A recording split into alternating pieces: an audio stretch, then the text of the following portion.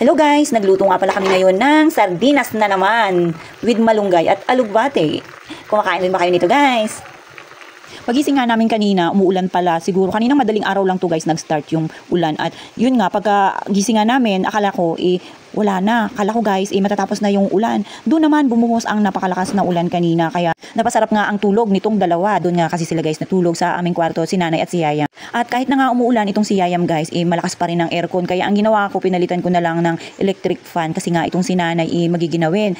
At habang ako naman guys, nagbibisi-bisihan dito sa labas. Alam nyo naman tayo pag morning, marami masyadong activity. Lalo pa ngayon, kahit na weekend, meron tayong pasok. Kaya inagahan ko na rin gumising para mamaya konti lang, papasok na rin ako. At ito nga guys, kahit na umuulan, kailangan kong samahan itong si nanay sa pagkuha nitong mga talbos na gagamitin sa pagluluto. Ngayon pala guys, magluluto lang kami ng sardinas. Lalagyan namin ng miswa at ito na rin na talbos ng alugbati with malunggay guys. Kung makain din ba kayo nito, ewan ko lang. Kung hindi kayo kumakain guys, itry nyong subukan. Talaga naman masarap. Huwag nyo lang araw-arawin dahil baka manawa kayo sa pag-ulam nito. Pero guys, sabi ko sa inyo, talagang napakasarap nito guys. Lalo pa, fresh na fresh ang mga gulay na ating ihahalo dito. Dito nga lang kami kumuha sa aming bakuran. Buti na nga lang guys, marunong na kaming magtatanim-tanim ng ganito na kahit pa paano pagka kinailangan namin, nandyan lang at hindi na namin kailangan pumunta dun sa labasan, sa kalsada para bumili ng mga gulay-gulay.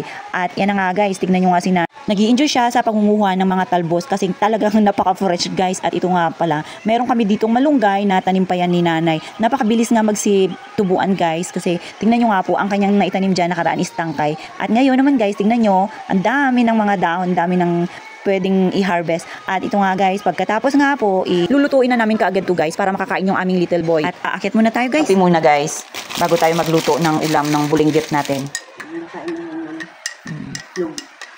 Kape-kape muna. Nakapagkape na ba kayo guys? Ay, malamig. Malamig, maulang, umaga. Galing kami sa labas kumuha kami ng mga talbos-talbos. Lalagay namin sa aming lulutuin ngayon. Nagsawa na ang aming bulinggit.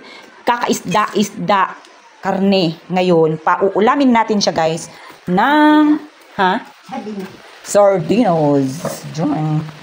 Magluluto tayo. Let's go!